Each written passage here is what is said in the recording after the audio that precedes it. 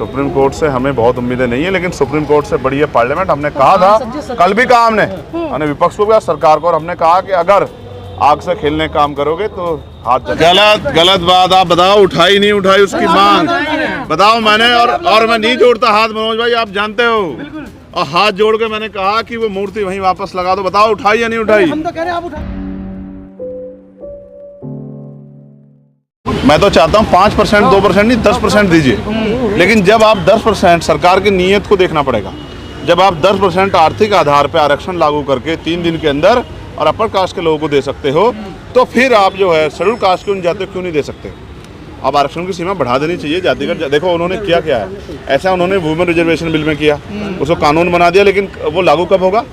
जब पहले जातिगत जनगणना होगी। तो उन्होंने कह दिया वो 2031 में होगी, 2032 के बाद लागू। ऐसे उन्होंने इसमें क्या कर दिया, स्टेट को, पहले तो स्टेट को पावर हो नहीं सकती है, ये पावर जो है सेंटर को। मैं तो सरकार कह रहा हूँ, सरकार के संसद में वो उसके लिए विधेयक लिया है, और मैं फिर कह रहा हूँ भाई कब तक जो है 15% ही पूरा नहीं हुआ, तो आपको चाहिए कि आप जो है, मैं तो कह रहा हूँ शेड्यूल कास्ट के उन जातियों को जिनको अवसर नहीं मिला उनको 10% आरक्षण दीजिए।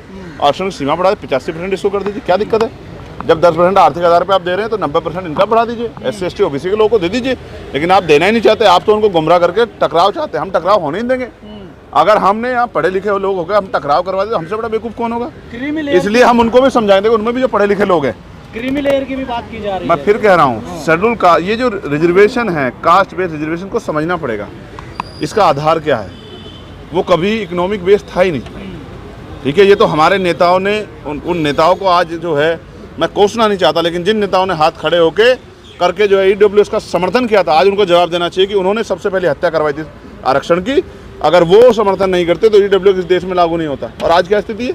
आज वो कास्ट बेस्ड रिजर्वेशन खत्म कर देना चाह रहे हैं। इसका आधार है शैक्षिक पिछड़ापन, सामाजिक पिछड़ापन, जो छुआछूत का हम लोग सामना करते हैं, जाति के आधार पर एट्रोसिटी का हम लोग सामना करते हैं। और प्रतिनिधित्व, आप आंकड़े तो जुटाओ।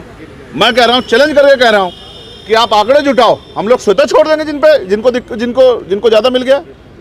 आप आंकड़े जुटा के बता दो, क्या 15% शेड्यूल कास्ट के लोग पूरा हुआ है? और अगर इतनी काबिलियत पैदा होगी तो NFS कैसे हो रहा है?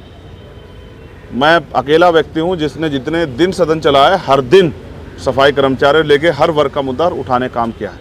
और कल भी मैंने मुद्दा उठाया पार्लियामेंट में कि 1500 घर जो है वहाँ उसमें मुंबई में वाल्मीकि समाज के तोड़ दिए सरकार के लोगों ने। लेकिन सब वो तमाम तरह जो अधिकार छीने जा रहे हैं वो नहीं दिखता है। जब, अच्छा मुझे बताओ, जब सरकार डिपार्टमेंट नहीं रहेगा, सरकार नौकरी नहीं, तो ऐसा आरक्षण के झुंझुनू में करोगा क्या? जब NFS होता हो तो बचाते नहीं हो, तमाम तरह की जो चीज़ें हमले होते हैं संविधान पर, वो तो करते नहीं हो।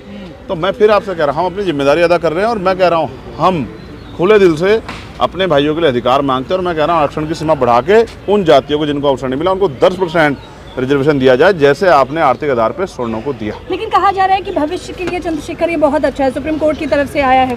सुप्रीम कोर्ट में क्या ऐसे, मैं कह रहा हूँ सुप्रीम कोर्ट का हम फैसला मान लेंगे। 5 शेड्यूल कास्ट के जजों की बैच बना दिए, इन्हीं जातियों में से हो जिनको आप देना चाहते हैं। बन जाएगी क्या? दो जवाब, बन जाएगी क्या? तो इनका जज नहीं हुआ कोई? मैं कह रहा हूँ चलो छोड़ो, शेड्यूल कास्ट की उन जातियों के बना दो जिनको निकालना चाहते हो। उनका है, शेड्यूल ट्राइब का है, OBC है। एक कॉन्स्टिट्यूशन बैच बना सकते हो क्या? 5 जजों की, 7 जजों की, 9 जजों की बना सकते हो क्या?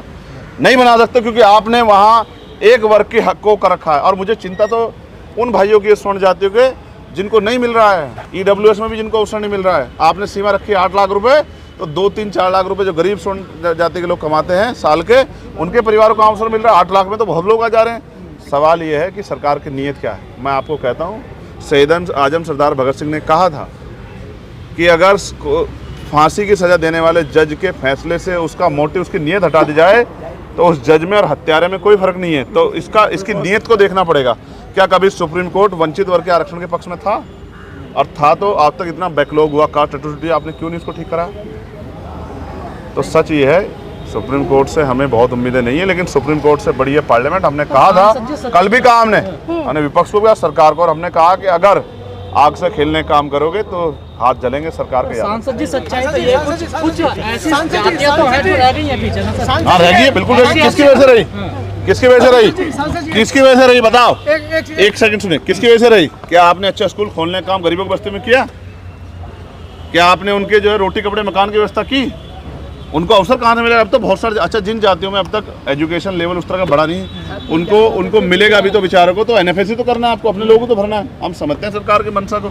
अगर एनएफएस हो रहा है, इलाहाबाद यूनिवर्सिटी में रिकॉर्ड उठा के देखो, एनएफएस हो रहा है एसपीजीआई उसमें, क्या नाम, एसजीपीआई में, एसजीपीजी में लखनऊ में, तो क्या इन जाति ये कहाँ गया? अगर इतनी काबिलियत, इतना क्रिमिनल पैदा हो गया तो कहाँ नहीं हो पा रहा है? आईआईएम के हाल देखो, टॉप यूनिवर्सिटियों के दिए थे मैंने 7 यूनिवर्सिटियों के आंकड़े, देखो क्या हाल है। एक ओबीसी और एक एससी, कौन खा रहा है सबको पता है, लेकिन गणना तो होने दीजिए। समाज से क्या अपील है? कल 9 तारीख को बहुत बड़ा प्रोटेस्ट है जंतर मंतर पे, और लोगों की अपेक्षा है, वैसे तो आप कर ही रहे खुद ही के अंदर आवाज उठा रहे हैं हमारी। आपने हम संसद में चाहेंगे क्यों आपके उठाई साथ के दूसरे सांसद। गलत बात आप बताओ, उठाई नहीं उठाई उसकी मांग बताओ मैंने, और मैं नहीं जोड़ता हाथ मनोज भाई, आप जानते हो।